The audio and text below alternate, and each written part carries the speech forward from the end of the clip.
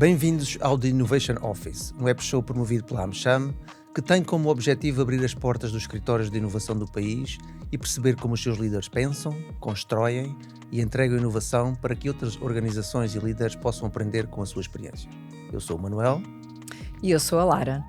Hoje no The Innovation Office abrimos a porta a uma líder que representa uma nova geração de decisores em Portugal e que está a ajudar a redesenhar o futuro do trabalho, da liderança e das organizações a partir de dentro. A Inês Relvas é Chief Revenue Officer da Universo, cargo que assumiu depois de quase 3 anos como Chief Strategy Officer, e membro da Comissão Executiva da empresa, de soluções financeiras do Grupo Sonai e do Banco Inter Consumer Finance.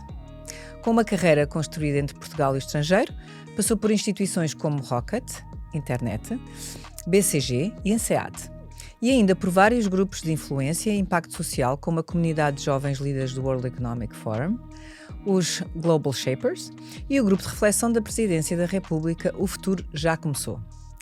Inês, bem-vinda ao The Innovation Office.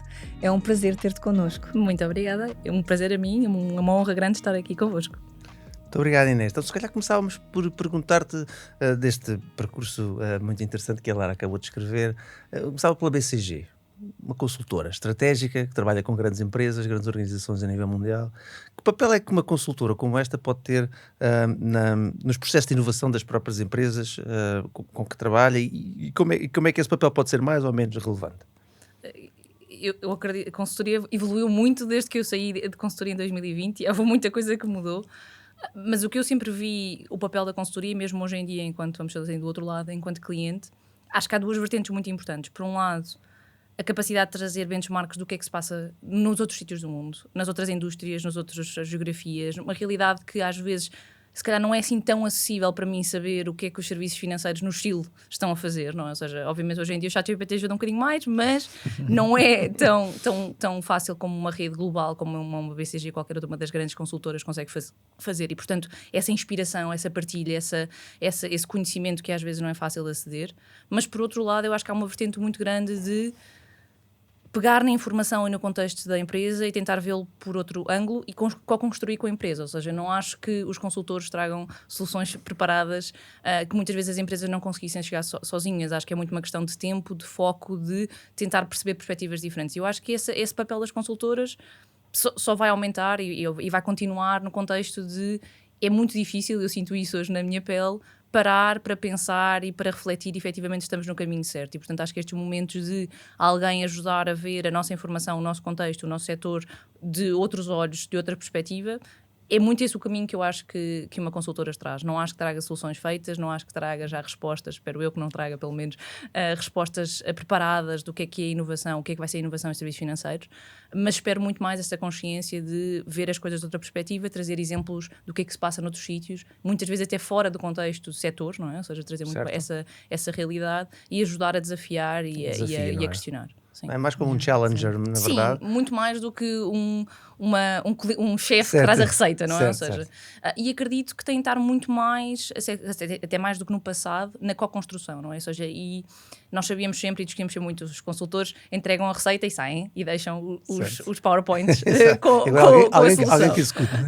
Agora que façam. E eu acho que já vi isso ainda enquanto estava em consultoria e tenho visto cada vez mais que tem de ser parte da solução no sentido em que também ter envolvimento nos resultados, não é? Ou seja, de facto ter uma vertente variável na sua contribuição de, ok, eu acredito nesta solução que nós desenhamos em conjunto e parte do que eu vou receber também está de acordo com os resultados. E isso acho que vai fazer muita diferença também para as empresas, em perceber que não é só uma questão de trazerem PowerPoint, porque toda a gente sabe que a dificuldade não está necessariamente em desenhar os PowerPoints, mas também em fazê-los acontecer depois, e acho que esse caminho das consultoras também está cada vez mais presente e cada vez mais real. Então, quer dizer, de qualquer das formas, há sempre ali uma associação muito à estratégia, não é? Portanto, a um redesenhar ou desenhar da própria estratégia, e hoje estás mais do lado da execução, não é? E por isso acho que também da forma como respondeste à primeira pergunta, e, portanto, na tua opinião, o que é que as empresas ainda subestimam quando pensam em inovação e terem uma visão de inovação? O que é que elas subestimam relativamente àquilo que possa ser depois a sua execução?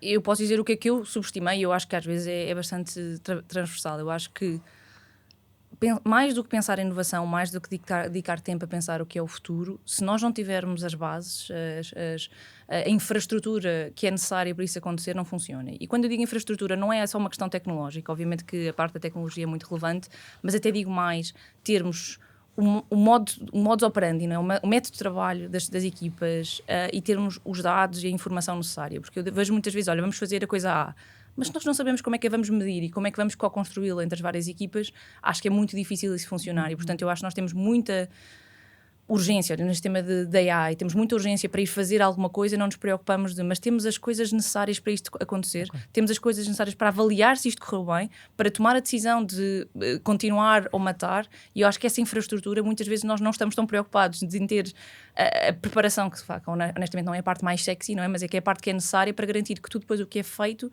nós temos esse modus operandi. E depois há outra vertente, que eu acho que já se foi falado neste podcast muitas vezes, que é cultura, ou seja, todos nós sabemos, e eu aprendi isso na pele, a parte da cultura, comer, a estratégia ao pequeno almoço, acho que é muito claro que nós podemos ter a estratégia mais interessante desenhada, mas se não temos a nossa cultura e as nossas pessoas alinhadas, que é aquele o caminho, se não temos uma cultura de abertura ao risco, abertura ao erro, como é que nós processamos toda esta realidade, pois tudo o que é inovação acaba por ficar em plano, não é? Ou seja, portanto, eu acho que a cultura é essencial e, portanto, planear inovação não é assim tão difícil, fazê-la acontecer e ter tudo o que garantir que também como é que medimos essa inovação, como é que medimos os resultados, acho que é o grande desafio das organizações, pelo menos na minha experiência. Claro. É muito curioso estar a falar sobre risco, isto leva-me aqui se calhar à próxima pergunta. Tu estás nos serviços financeiros, não é? Os serviços financeiros, por base, é um ambiente com muita compliance, algo rígida. Sabemos que agora temos algumas fintechs a entrar e que se calhar conseguiram adaptar-se a isso, mas na verdade aquilo que é a base do serviço financeiro é mais averso ao risco do que propriamente aberto ao risco. E o que disseste foi exatamente o contrário, que é preciso correr alguns riscos. Como é que se consegue esse balanço num ambiente desse para que a inovação possa acontecer? É quase a pergunta do nosso dia-a-dia. Eu acho que no contexto da Universo, dar-vos esse contexto que nós temos uma joint venture muito recente, esta realidade de termos uma realidade que era só 100% detidos pela Sonai, agora temos dois acionistas, a Sonai e o Banco Inter Consumer Finance, e quando juntámos as equipas nos últimos anos, na verdade sentimos que éramos muito complementares, porque por um lado tínhamos uma equipa se calhar de base do Universo muito mais propensa ao risco e à inovação, e temos uma equipa que vem muito mais complementar nesta vertente do compliance. E o que é que nós temos feito todos os dias? É encontrar o equilíbrio. O equilíbrio aqui é muito ténue, é muito frágil e nós temos mesmo de sempre sistematicamente trabalhar, mas um dos valores da organização não é risco calculado. Nós estamos muito confortáveis com o risco, mas tem de ser risco consciente e risco medido. E eu acho que a certa altura nós gostamos muito de ser rápidos a fazer e tivemos situações concretas em que deram 3 passos à frente, 2 passos atrás. E a certa altura dizemos, mas calma, se calhar antes de darmos os passos à frente vamos ter consciência do risco que estamos a tomar e se calhar só tomamos 2 passos, porque é suficiente para não andarmos um para trás a seguir. Certo. E, portanto, tivemos muito esta realidade de encontrar o equilíbrio e muito cuidado em não fazer o que nós chamamos de overcorrecting, não é? Ou seja, a altura era demasiada inovação, agora também não queremos demasiado compliance, não é? Não sei se isso existe, mas temos de ter abertura à inovação e a perceber que tipo de risco é que aceitamos e tipo de risco é que não podemos aceitar. E, portanto, isso tem sido muito um dia-a-dia da nossa cultura. E pôr estas equipas em trabalho contínuo, não é? Ou seja, não é o negócio a pedir uma coisa e a compliance a dizer que não. Este papel não faz sentido. Ou seja, o negócio tem de ter consciência das necessidades e dos requisitos e da parte toda a regulação que está associada, e o compliance também tem de ter noção dos desafios de negócio e do crescimento e do desafio das fintechs que vêm e que trabalham a nossa base de clientes, claro. E portanto as expectativas dos nossos clientes também se tornam diferentes. E portanto, este equilíbrio... uma cultura também até de menos aversão ao risco, não é? Portanto... Lá está, risco sim, calculado, nunca inconsciente. Eu acho que esse é um grande desafio. Curiosamente, só que surgiu-me aqui do que estás a dizer, esse equilíbrio, que eu acho que sempre que o meu termo normalmente um tal Swiss stop, não é? Esse equilíbrio é o segredo do sucesso?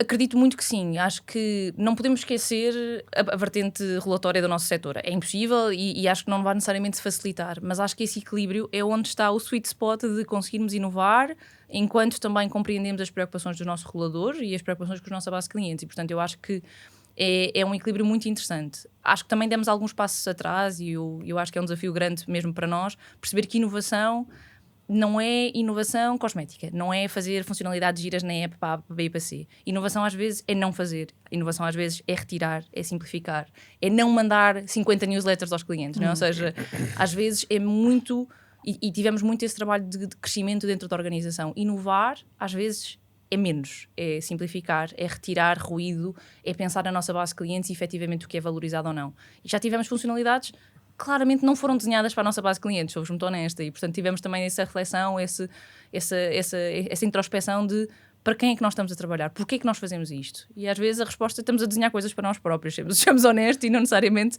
para o nosso 1 milhão de clientes que temos na carteira, e portanto tem sido um desafio grande nesse sentido. Só o facto de mudar esse pensamento, já esse processo de mudança já é ele próprio uma inovação, não é? E, portanto, Sim, que é um bocadinho o testar e depois o falhar rápido, mas também corrigir logo não é, o caminho para a inovação. Sim. E ter consciência de que de facto inovar não é só seguir a tendência, não é só fazer o que as fintechs estão a fazer, porque é verdade que é um desafio muito grande, é uma pressão constante. E nós, enquanto Comissão Executiva, também temos de viver essa realidade. Eu não posso estar sistematicamente a desafiar as minhas equipas para fazer new shiny things, quando na verdade a minha inovação deveria ser simplificar a experiência de serviço a clientes dos meus clientes, não é? Ou seja, é garantir que eles conseguem resolver os seus problemas o mais rapidamente sozinhos dentro do possível, não é? Portanto, retirar a fricção.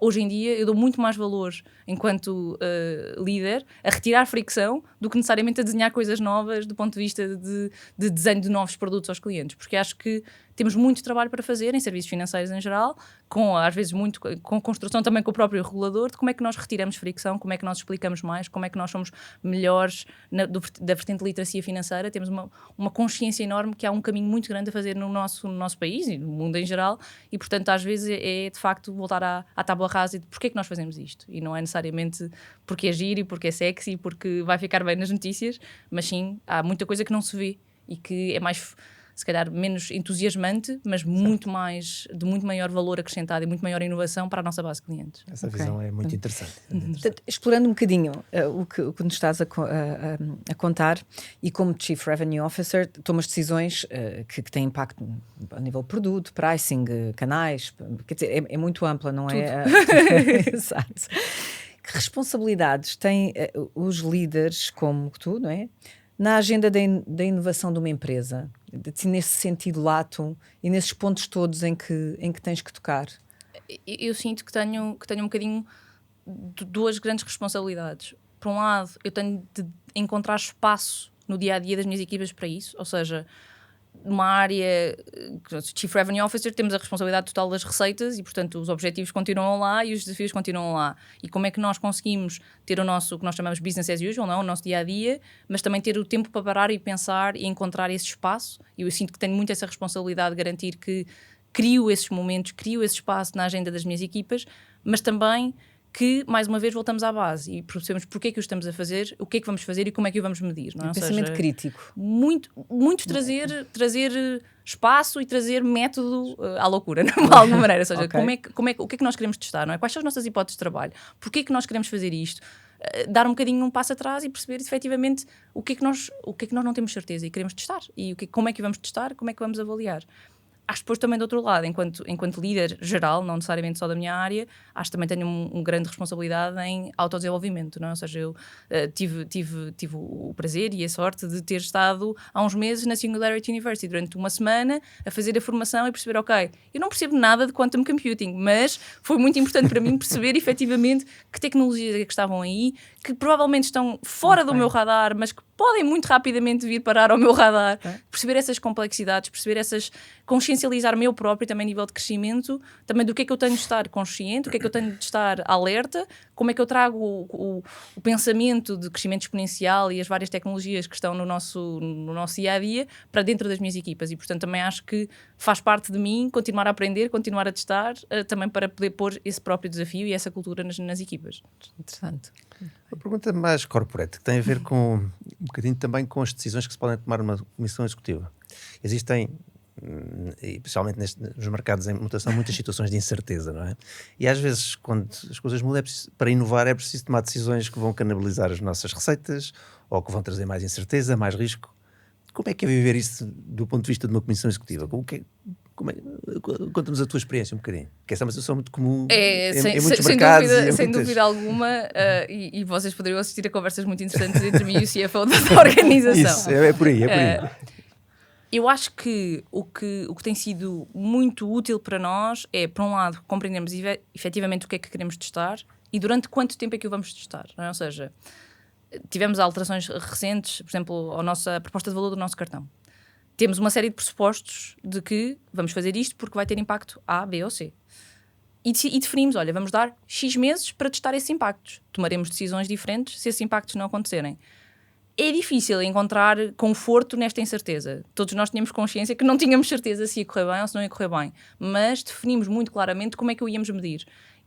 Para tirar um bocadinho o peso da incerteza. Não é? Ou seja, sim, é uma hipótese de trabalho.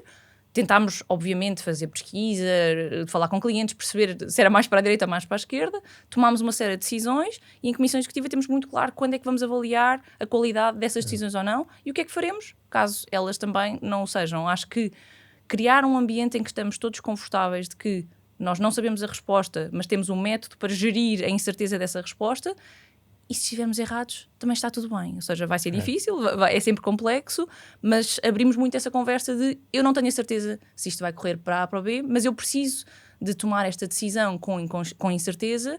Não podemos entrar, e muitas vezes eu disse, não podemos entrar no analysis paralysis, eu não posso ficar meses e meses e meses a analisar todos os cenários, porque nunca vou ter certeza do que é que vai acontecer, mas sei como é que eu vou avaliar se efetivamente as minhas hipóteses de trabalho, o que é que eu achei que ia acontecer com estas alterações, vai ou não correr bem, e tenho de dar tempo também para isso acontecer e não panicar passado um mês, não é? Acho que uma pessoa tem de Tu viver sentes isso. que os CFOs deste mundo já estão mais flexíveis a aceitar este tipo de cenários ou não? Porque a verdade é que se calhar há muitos que dizem, não, isto não tem retorno imediato, não é óbvio, no go, não é? O que estás a dizer é diferente. A minha comissão executiva consegue perceber que há Aceitar. momentos em que os resultados não são óbvios, mas que conseguimos, mas que vamos aqui fazer este investimento e depois teremos tempo também para que ele possa trazer esse resultado ou não e aí fazemos a avaliação. Eu diria que Há também aqui uma mudança de perfil das pessoas que estão nos bordos, certo? Com a incerteza Ou, que nós neste temos caso, hoje em no dia, vosso. acho que tem de existir e sinto muito agradecida por existir essa abertura dentro da nossa comissão executiva, porque acho que se fôssemos só tomar decisões certas e efetivamente estávamos no dia-a-dia e não temos depois as oportunidades que perdemos, não é? Não vivemos nos cenários B, C e D que não fizemos, mas também consciente de que isto são poucas decisões, ou seja, não é todas as decisões que eu vou tomar com muita incerteza. Acho que também tenho de guardar, quando digo guardar os meus cartuchos para efetivamente aqueles temas-chave que nós queremos mesmo alterar, mudar, testar. Nem tudo pode ser feito neste contexto, não é? E, portanto, também evitar ter estas conversas constantes todos os dias, porque acho que eu também não posso, pessoalmente, enquanto líder, ter 50 mil hipóteses de trabalho diferentes que eu estou a testar ao mesmo tempo e, portanto, também sermos focados e dizer, ok, este ano estas são as minhas hipóteses de trabalho que eu vou querer testar e isto é o risco que está associado a estas hipóteses e trabalhemos também um bocadinho partir o elefante às postas, porque se tentarmos fazer tudo ao mesmo tempo também não vai funcionar e também cria ansiedade na própria comissão executiva. Portanto, eu acho que há mais abertura, acho que há perfis, acho que também com a volatilidade que nós temos, honestamente, tenho dificuldade em ver um mundo em que essa abertura não seja constante, não é? Porque de facto nenhum de nós enquanto líder pode só tomar decisões certas, acho que isso é garantido e portanto acho que temos também evoluído enquanto equipa numa direção que eu acho que é muito equilibrada, que dá espaço para ambas as partes, não é? De, ok, o que é o dia-a-dia, como é que nós garantimos que o dia-a-dia de facto mantém o seu curso, mas também como é que nós arranjamos espaço para estas hipóteses de trabalho que queremos testar e como é que as vamos testar. Sim, então na tua ótica, então, e nesse caso, para ti, o que é que bloqueia mais a inovação nas organizações? São as pessoas? São os sistemas? São a falta de incentivos? É o risco? O que é que... Eu acho que num contexto onde nós estamos, extremamente regulado, e nós por personalidade enquanto organização também nos desafiamos sempre muito e não temos necessariamente planos, eu diria, tranquilos a nível da entrega comercial, acho que encontrar espaço e tempo nas pessoas é um grande desafio, porque como eu vos dizia, se nós garantimos a infraestrutura à base, não é? Ou seja, depois este tipo de testes deveriam ser relativamente tranquilos, mas eu acho que a cultura de termos os nossos champions que vão desafiar, que vão andar sempre atrás de onde é que há oportunidade de melhoria. E mais uma vez, o que falávamos, e a melhoria não é fazer novas funcionalidades para a app do universo. Às vezes é, há aqui um problema gigantesco que os clientes estão sistematicamente a bater na tecla. Como é que nós repensamos este processo? Como é que nós trazemos simplicidade às nossas soluções? E eu acho que essa realidade de trazer as dores dos nossos clientes para dentro de casa, refletir efetivamente como é que nós podemos fazer diferente, acho que é muito bebida das nossas pessoas, não é? Ou seja, acho que tem de vir top-down, não acho que haja espaço se não houver também uma visão clara da liderança da organização, de que esperamos que as pessoas repensem, que haja uma abertura a nível de cultura também, de questionar o status quo, dizer, olha, eu não acho que isto faça sentido assim, não é? E nós temos essa abertura, apesar de dizermos, sempre fizemos assim, não é? Ou seja, sempre fizemos assim não deveria ser a resposta para grande parte das questões. E, portanto, as pessoas acabam de estar na base de tudo. Acho que se não houver os incentivos também é difícil, porque se eu estou a dizer à minha pessoa, ok, vai questionar e vai repensar as coisas, mas na verdade a avaliação dela tem a ver com os objetivos comerciais que tem de entregar este ano, é um equilíbrio muito tenue. E portanto, como eu dizia mais uma vez, se eu não encontrar espaço, se eu não der tempo, se eu não der às vezes também dinheiro para estas discussões, não é justo para as pessoas, que de facto a pressão mais constante é a entrega dos resultados da manhã, não é? É aquela realidade muito tática, muito de discussão de fazer acontecer o objetivo, o orçamento deste ano. Acho também, ou seja, o que eu gosto de acreditar é que eu ponho sempre um grau de incerteza relativamente elevado nos meus orçamentos e, portanto, se nós não repensarmos as coisas, fazer o que já fazíamos, mais do mesmo, não chega para entregar os resultados que temos. E isso acaba por pôr ali um bocadinho um desafio das equipas, sabem que vão ter de pensar diferente para conseguir chegar aos objetivos que nós definimos, e acho que enquanto cultura da organização tem acabado sempre por funcionar bastante bem, não é? Que acaba por dizer, olha, se fosse, lá está, aquele crescimento incremental que todos nós sabemos como é que chegamos, ok, mas não é isso o nosso objetivo. Os nossos objetivos são sempre bastante superiores a isso e, portanto, eu, enquanto líder, tenho de assumir, olha, eu não tenho a resposta para como é que isto se vai fazer, vamos todos ter de pensar um bocadinho diferente como é que vamos chegar a esta realidade. Isso acaba por estar envolvido no diria, os incentivos e a realidade associada a esta vertente de inovação, porque é necessário para existir, é necessário para entregar e não está ali como uma coisinha à parte que pode ser gerida ou não, pode ser necessário ou não, não é? Ou seja, acaba por ser necessário para o objetivo estratégico que nós temos de crescimento, de eficiência, de melhoria da organização. Muito bem. Sim, sim. Inês, é clara a tua energia, não é? És uma das pessoas mais novas, ou uma das mais jovens da Comissão Executiva. Tu achas que, primeiro, que importância é que isso tem a essa geração mais jovem e as que vêm a seguir na nova visão do risco, da tecnologia, da mudança, não é? E depois também, se calhar uma pergunta que é, e que importância é que também tem esta internacionalidade, agora faltou-me aqui palavra difícil.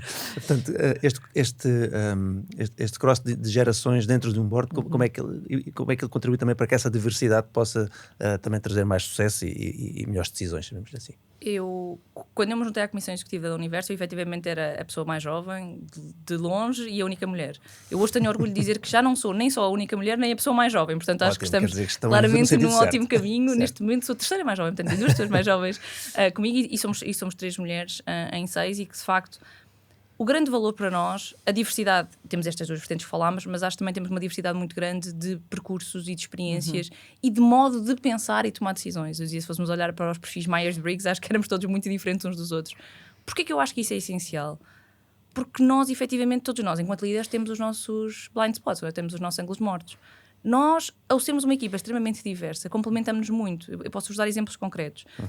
Eu sou uma pessoa que toma decisões super instintivamente. Eu, com muito pouca informação, consigo rapidamente estar confortável em tomar uma decisão. Eu tenho muitas pessoas na minha comissão executiva que não são assim, que precisam de muito mais informação para tomar uma decisão. Este equilíbrio torna a decisão muito mais equilibrada. Ou seja, por um lado, obriga-me a mim a trazer muito mais informação à mesa para garantir que tomamos todos uma decisão consciente, mas também desafio os meus colegas, os perfis mais analíticos, a não ficarmos a analisar 50 mil anos uma decisão que não é assim tão linear e que nunca vamos ter informação perfeita. Ou o que é o risco, não é? Ou seja, se calhar há vertentes da equipa que se preocupam mais com o risco reputacional de fazer, e eu se calhar até trago uma visão, eu preocupo mais do risco de não fazer, o que é que eu estou a perder, as oportunidades que eu perco por não fazer. E às vezes prefiro muito mais arriscar e correr mal do que não fazer e o risco que isso pode ter. E os custos de oportunidade, não é? Ou seja, o risco para mim às vezes é mais a oportunidade que perdi e não necessariamente a minha reputação ou o problema de ter corrido mal e de não saber gerir. E portanto, trazemos muitas vertentes complementares e acho que diminui mesmo, a nível de diversidade, os ângulos mortos da tomada de decisão enquanto equipa. E, portanto, eu acho que a diversidade, nas suas todas as vertentes que temos, acho que é muito, muito importante para uma tomada de decisão mais consciente. E acho que, de facto, nós temos sentido, às vezes eu digo-vos, a parte do risco e das tecnologias não tem necessariamente a ver com a idade. Se calhar, às vezes, a pessoa mais velha da Comissão Executiva pode ser a pessoa mais tecnológica. Mas a vertente de termos perfis muito complementares e não sermos todos parecidos na maneira de pensar, na experiência que temos, nas vivências que já tivemos profissionalmente, é essencial para depois a tomada de decisão, de facto, ser muito complementada uns pelos outros. E acho que tem-nos feito a todos nós melhores profissionais, porque vemos também o ponto de vista dos outros colegas. Giro. E por falar em vivências pessoais e experiências que se vão tendo ao longo da carreira, Inês, trabalhaste fora, resolveste voltar. O que é que o nosso país precisa para que haja mais inovação, para que esteja mais dentro da inovação global, para que possamos oferecer aos nossos jovens aquilo que muitas vezes outros países já fizeram, não é? Nessa caminhada de oferecer uma formação mais global, a oportunidade de trabalhar de uma forma mais transversal e que provavelmente tu tiveste que o fazer para perseguir os teus sonhos. E também o que é que empresas como a Sonai ou um Universo podem fazer para estimular líderes inovadores e para termos mais, não é? Mais esta ideia de inovação global e estarmos mais dentro deste espírito transversal. Eu acho que há sempre um desafio grande no nosso contexto, e acho que nós temos sempre todos consciência disso, que é a escala do nosso país é sempre relativamente limitadora. Eu acho que há sempre um desafio para qualquer pessoa que está fora quando vem. O mercado doméstico é sempre um desafio, não é? Ou seja, não vou dizer que não, porque nós sabemos que somos 10 milhões, não somos muitas centenas de milhões ou muitas dezenas de milhões. E acho que há sempre um desafio para empresas que têm ambição de crescimento internacional desenharem local a pensar internacional, não é? Ou seja, eu acho que há sempre o ponto de vista de se queremos crescer, temos de ter consciência de que se calhar não devemos limitar-nos pela realidade dos 10 milhões que temos e devemos pensar se há a solução que eu estou a desenhar que se vai responder ao vizinho do lado ou a outro país, a outra realidade, e portanto acho que isso pode ajudar um bocadinho às vezes a discutirmos, ok, mas isto é pequeno e tem essas limitações. Acho que empresas grandes, como a Sonai, aqui no Universo não é necessariamente uma empresa grande, mas é filha de 2 pais grandes e, portanto, acho que tem essa vantagem. Acho que a capacidade de criar líderes com experiências muito diferentes é muito, muito interessante. Ou seja, uma diversidade, um grupo como a Sonai, com a diversidade que tem a capacidade de ter. Eu tenho, por exemplo, um CEO que já passou praticamente todas as realidades diferentes de retalho dentro do grupo, desde as telecomunicações à moda, ao retalho alimentar. Quando vem parar aos serviços financeiros, tem uma vertente completamente diferente do que é de facto gerir serviços financeiros, porque tem todas as outras experiências no seu radar. E acho que de facto a Sonai valoriza muito essa diversidade de experiência dentro do grupo, dentro de realidades diferentes, setores diferentes e mesmo funções diferentes dentro das mesmas empresas. E portanto eu acho que nós, enquanto empresas grandes, temos uma responsabilidade muito grande de trazer essa diversidade para a experiência de um cliente, de um gestor principalmente. Eu não acho que, pelo menos eu não acredito nisso, eu acho que eu sempre fui orgulhosamente generalista, como eu digo, e eu acho que cada vez mais os líderes vão ter de ser mais generalistas do que especialistas do que eram no passado.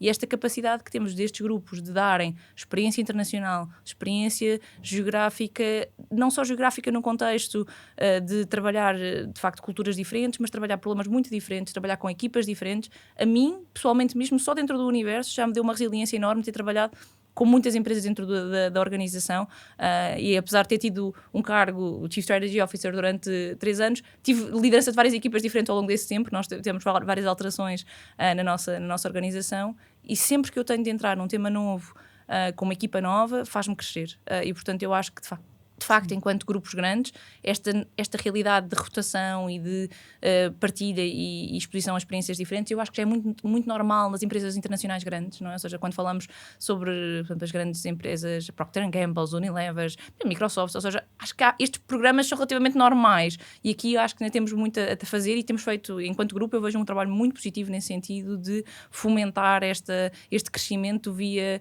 diversidade de experiências. Então, aconselharias sempre a um jovem a ter uma qualquer experiência internacional, por mais pequena que seja, tendo em conta Sim, eu acho que O internacional aqui é uma questão de obrigar-nos a trabalhar em culturas diferentes com perspectivas diferentes, não é? Ou seja, todos nós que já vivemos parcialmente fora de Portugal, as coisas são diferentes e isso obriga-nos a crescer e a mudar, nem que seja às vezes para perceber que uma frase quer dizer uma coisa em português, mas se eu a disser em inglês pode querer dizer uma coisa completamente diferente. E nós falávamos, eu tenho realidade hoje em dia com pessoas espanholas dentro da equipa e que nós temos interpretações completamente diferentes de quão diretos somos ou não somos na maneira como dizemos as coisas. Que isso pode ter.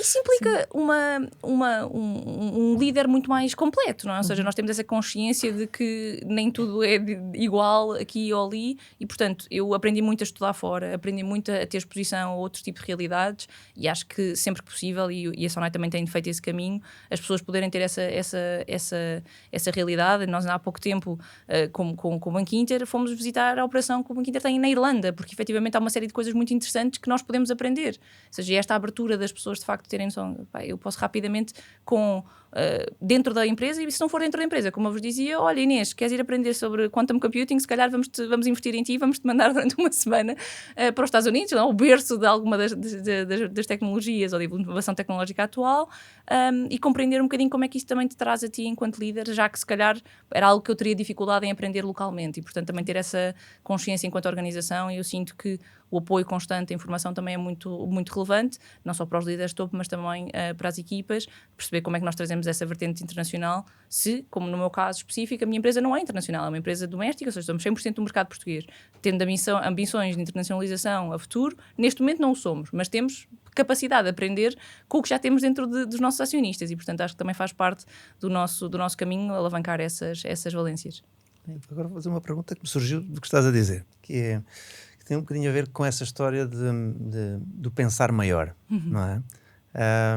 Lá se várias vezes estamos aqui, é uma empresa local, depois somos falaste no início, somos pequenos, que é uma coisa que eu confesso que deixa-me sempre, agora porque também estou mais exposto ao mundo, fico sempre, porque na verdade se nós vemos o caso, por exemplo, dos países nórdicos, em que os suecos também são 10 milhões, e uma coisa que acontece é que eles não pensam soluções para 10 milhões, pensam sempre para 100, 200, não é? Portanto, a minha pergunta é, será que nós em Portugal estamos a caminhar nesse sentido? Ou seja, de começar essas gerações, a tua e as seguintes, e a Sonai é um bom exemplo de uma empresa que é portuguesa, mas que tem ambições internacionais, começar a pensar sempre já a produzir produtos em escala e soluções em escala, ou ainda estamos naquela fase em que olhamos para os produtos como uma coisa local e depois vamos ver se vai ser internacional? Porque são duas coisas diferentes. Eu acho que é um caminho. Eu acho que estamos melhor do que estávamos no passado. Acho que se calhar ainda não estamos, lá está, num contexto dos países nórdicos. Acho que de alguma maneira, culturalmente, nós vivemos muito também na discussão de somos pequenos, e isso era bom e mau, não sei, mas de alguma maneira eu sinto que essa pequenez fez parte da nossa cultura portuguesa durante muito tempo. Acho que nos temos aberto ao mundo em muitas coisas, e acho que temos de começar a pensar assim.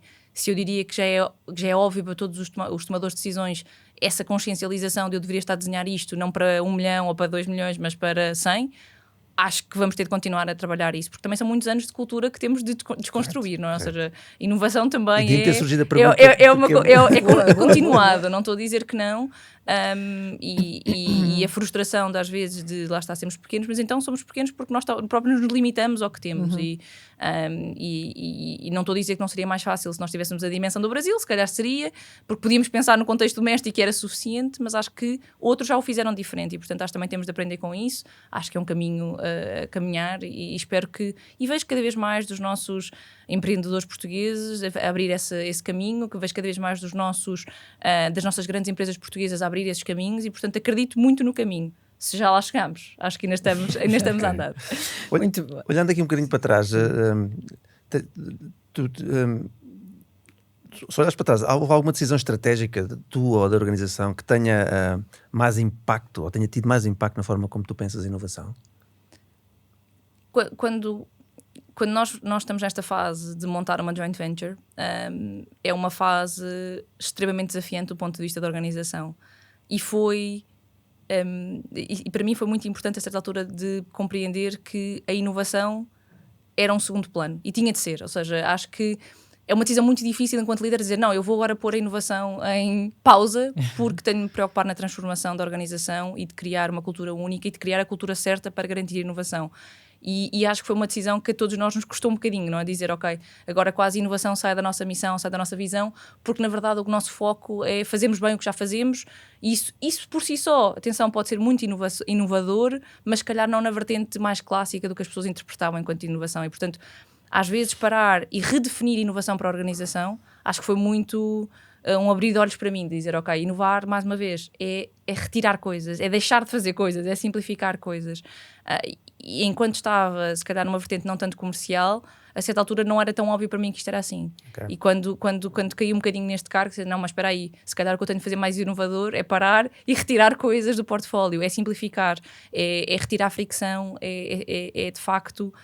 é desfazer coisas que foram feitas no passado, numa ótica de inovação. E, portanto, também passar essa mensagem às equipas. As equipas ficam nervosas quando eu digo, de repente, já não somos inovadores, não é? Ou seja, o que é que isso quer dizer? Não é? E, portanto, enquanto líder, pessoalmente, foi ter de passar a mensagem de cuidado, que inovação não é o que vocês acham que é, não é o que está na vossa cabeça. Há muitas maneiras de ser inovador, mesmo que não seja no contexto de cultura, num contexto de redefinir processos, de repensar coisas, e trazer esse para o dia-a-dia. Isso para mim foi muito muito transformador na maneira como eu interpreto a inovação, que a inovação está muito mais em repensar o que nós fazemos do que necessariamente estar atento às últimas tendências do mercado e fazer the next shiny thing, não é? Ou seja, e portanto acho que para mim foi de facto o momento de transformação, também num período de transformação crítica da organização, esse virar de, se calhar podemos ser os segundos ou os terceiros a fazer uma coisa, não há problema, a nossa concorrência pode andar mais rápido nesta fase, porque nós também não precisamos ser sempre os primeiros a fazer, temos de estar focados em transformar a organização que temos neste momento, e isso é mais importante do que responder à tendência A ou à tendência B. Portanto, acho que sim, acho que foi um bocadinho esse momento de calma, que nem sempre a inovação, no seu sentido clássico, pode estar necessariamente à frente de outras coisas. Enquanto eu não tiver tudo direitinho, a cultura certa, o risco calculado que precisamos, também não conseguimos chegar a essa fase, e portanto dar um passo atrás para depois darmos outros à frente. Muito bem. E aqui, como já estamos na reta final do nosso podcast, como uma pergunta final, para além desse conselho, que não deixa de ser um conselho que estás a dar a futuros líderes de inovação, ou poderíamos dizer assim, que outros conselhos darias àqueles que muitas vezes se colocam nessa posição como líderes de inovação, mas que na realidade continuam a tomar decisões como se não fossem? Eu acho que se inovação é efetivamente core, não é? Se é estratégica, ela tem de ter espaço em 2 sítios diferentes da organização, no orçamento e no calendário. Ou seja, acho que tem de ter dinheiro para o fazer, não? Ou seja, se nós dizemos, ok, vamos fazer A, B ou C, mas depois não há dinheiro, honestamente acho que não funciona. E dinheiro pode ser só custo no sentido de espaço de incerteza do nosso orçamento, e depois tem de efetivamente estar no calendário e estar na prioridade da gestão de topo e das nossas pessoas. Eu acho que pedir às pessoas para fazer inovação no seu extra time não funciona, não é? Ou seja, e portanto, se isso não é algo que vem da equipa de liderança, algo que é incutido da nossa cultura, acho que não funciona. E nós já falámos muitas vezes de cultura aqui, e de facto eu acho que é essencial a liderar, por exemplo, também estar no meio do desafio com as equipas, e acho que se não há espaço sem orçamento e em tempo, quer dizer que não vai acontecer. E portanto acho que put your money where your mouth is, não é? Ou seja, acho que a frase diz muita coisa, e portanto eu acho que nós temos tido esse desafio connosco, e acho que acredito que seja grande parte das comissões executivas este desafio de quanto é que eu invisto versus quanto é que eu dedico, se isto é só um by the way ou não, e se queremos que seja estrutural na nossa organização, acho que tem efetivamente ter espaço para isso, tanto financeiro como a nível de tempo das pessoas e de dedicação das pessoas, e como falámos nos próprios incentivos das nossas pessoas. E portanto acho que esta realidade é onde eu vejo efetivamente se há foco da organização ou não nestes temas, se de facto nós estamos a dedicar os nossos recursos a eles, ou se é algo, um nice to have, não é? Um by the way, e aí torna a realidade muito diferente. Muito bem. Inês, acho que terminamos com chave de ouro. Certo, Inês, muito obrigado, até porque nós já falámos muito sobre inovação neste podcast, já há 1 ano e meio que estamos a falar sobre inovação, e conseguiste trazer mais um ângulo ligeiramente diferente e, portanto, aportar um bocadinho mais de valor sobre isso, e no mundo corporate, com essa visão, e obrigado por isso. Obrigada. Obrigada eu pelo convite, foi um prazer. Muito obrigada. E assim terminamos este episódio do Innovation Office. Inês, obrigada por esta conversa tão clara e sem romantismos. Fica evidente que a inovação não é um departamento nem um cargo, é uma sequência de decisões estratégicas tomadas por pessoas com poder real sobre o negócio. É sobre coragem para escolher caminhos menos óbvios e assumir o custo de tentar mudar o sistema por dentro. Para quem nos ouve, fica uma ideia forte. Se lideras estratégia, crescimento, operações ou receita, já és parte da equação da inovação, queiras ou não. A pergunta não é se inovas, é se estás a inovar de forma consciente e responsável. Um obrigado especial também ao Mel, que nos acolhe neste estudo incrível e, como sempre, a todos os inovadores que estão desse lado. E um agradecimento também ao SAP, o nosso media partner. E já sabem, esta porta volta a abrir-se dentro de 2 semanas para o próximo episódio e estamos a contar com a vossa visita. Até lá, continuem a construir o futuro e criar histórias épicas de inovação para que as possamos contar por aqui depois. Até já! Até já!